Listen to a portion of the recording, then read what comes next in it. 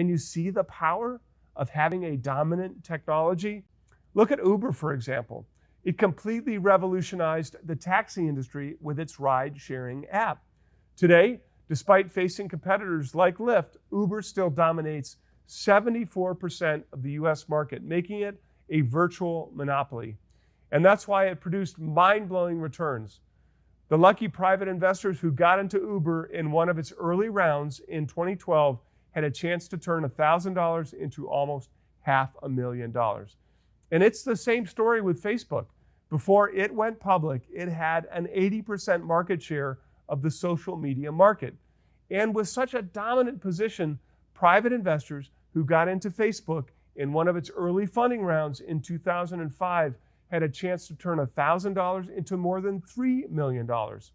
Or look at Microsoft. In the late 1980s, it dominated the market for PC software with a 90% market share. And anyone who invested $1,000 in the company when it released its first version of Windows in 1985 would be sitting on more than $7.6 million today. NVIDIA is also a great example of a company that became so dominant that it can be considered a virtual monopoly. It controls an estimated 90% of the market for AI chips.